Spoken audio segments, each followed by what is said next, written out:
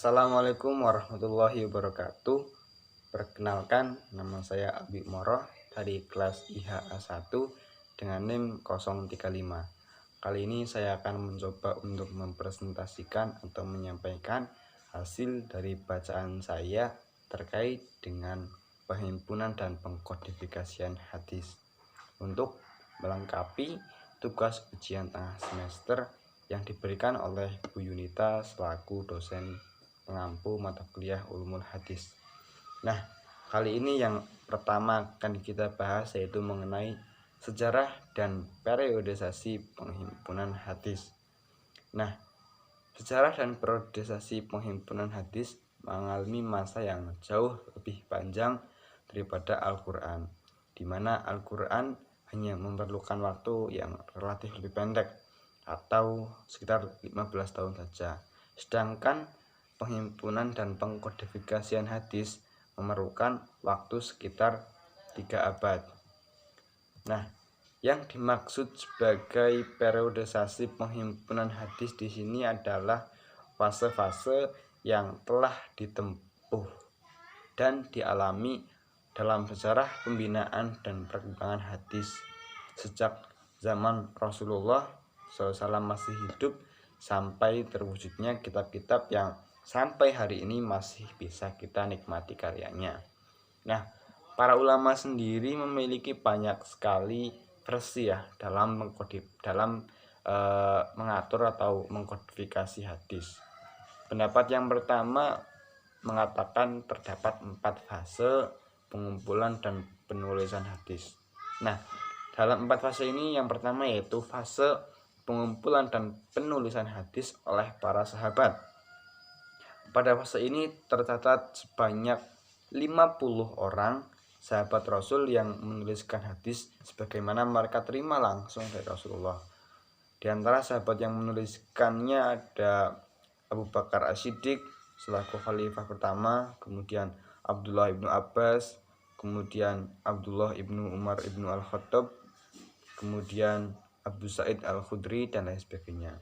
Kemudian di fase yang kedua yaitu fase pengumpulan dan penulisan hadis oleh para tabi'in di abad pertama Hijriah. Tercatat jumlah 49 tabi'in pada fase ini yang mencatat dan menuliskan hadis Rasulullah SAW. Di antara mereka adalah Abron ibnu Utsman, kemudian Abdullah ibnu Mas'ud, Umar ibnu Abdul Aziz, Urwah ibnu Al-Zubair dan lain-lain. Nah, di fase pengumpulan dan penulisan hadis pada akhir abad pertama Hijriah dan awal abad kedua Hijriah, pada fase ini tercatat sejumlah 87 orang tabi'in dan tabi'i al-tabi'in yang mempunyai koleksi dan tulisan tentang hadis Nabi Muhammad SAW, seperti Abdul Aziz ibnu Sa'id ibnu Ubaidah, Amr ibnu Dinar al-Makki dan lain sebagainya. Ini merupakan fase yang ketiga. Dan fase yang keempat yaitu fase pengumpulan dan penulisan hadis pada abad kedua Hijriah. Nah, pada fase ini terdapat sejumlah 251 orang yang menghimpun dan menuliskan hadis. Di antaranya ada Aban ibnu Abu Ayyas, kemudian Abdullah ibnu Lahiyah, Malik ibnu Anas, dan juga yang paling sampai sekarang kita ketahui yaitu Al-Imam Abu Hanifah dan lain-lain. Ini merupakan pendapat yang pertama. Sedangkan pendapat yang kedua mengatakan terdapat 7 periode penulisan hadis. Nah, periode pertama merupakan masa turunnya wahyu dan pembentukan masyarakat Islam atau dalam bahasa Arab sering disebut sebagai Asyr al-Wahyu wa al-Takwin, yaitu semenjak Nabi Muhammad SAW diangkat menjadi Rasul sampai wafat. Ini merupakan periode yang pertama. Kemudian periode kedua adalah masa kehati-hatian dan penyidikitan riwayat atau biasa juga disebut sebagai Asyr at-Tasabbut wa al-Iqlal min al-Riwayah, yang dimulai dari awal pemerintahan Khalifah Abu Bakar sampai kepada akhir pemerintahan Khalifah Ali bin Abi Thalib. Periode ketiga adalah masa penyebaran riwayat ke daerah-daerah. Hal ini dilakukan dari awal dinasti Umayyah sampai akhir abad pertama Hijriah.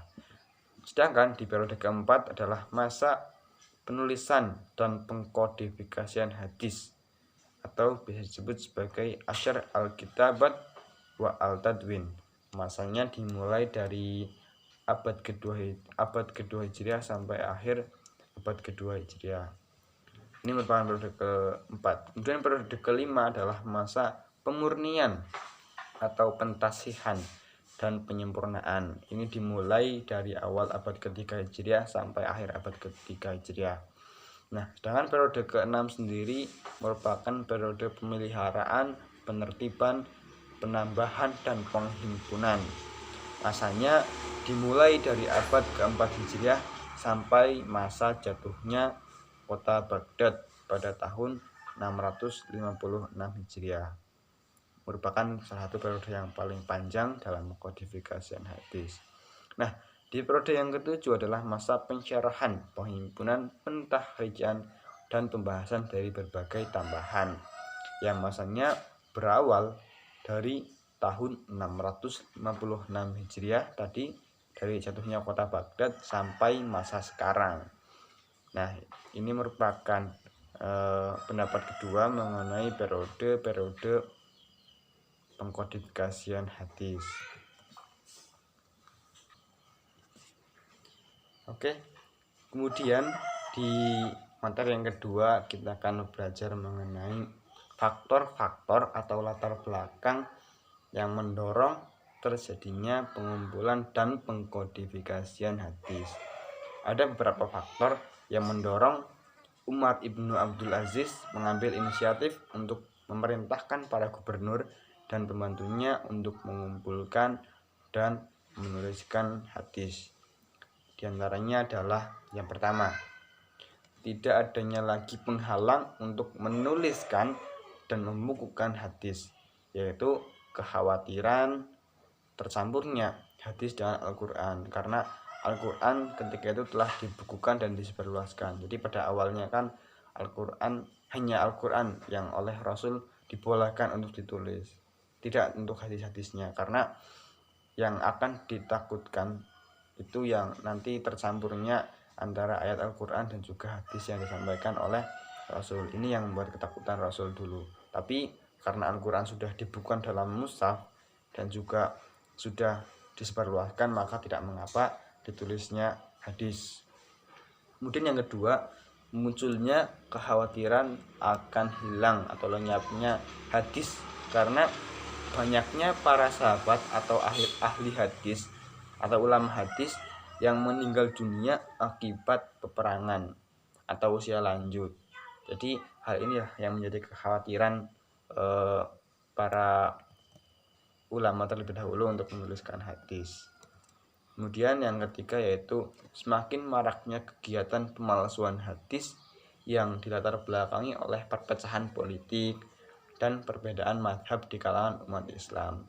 Jadi keadaan ini apabila dibiarkan terus-menerus di kalangan umat Islam akan terjadi perpecahan di mana-mana. Jadi harus adanya pengkodifikasian hadis.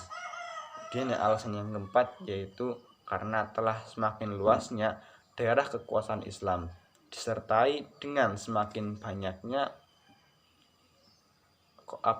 permasalahan yang dialami atau dihadapi oleh umat Islam, maka hal tersebut menuntut untuk mendapat petunjuk-petunjuk dari hadis Nabi selain petunjuk dari Al-Quran itu sendiri. Karena jika kita hanya mengandalkan hafalan hadis-hadis, pasti itu akan sangat rawan untuk terlupakan.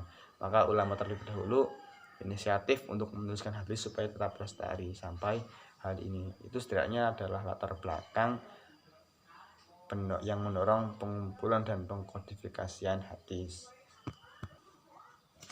Dan selanjutnya kita akan belajar mengenai ciri dan sistem atau karakteristik pembukuan hadis dari abad ke abad Hijriah. Yang pertama yaitu ciri dan sistem pembukuan hadis pada abad kedua Hijriah.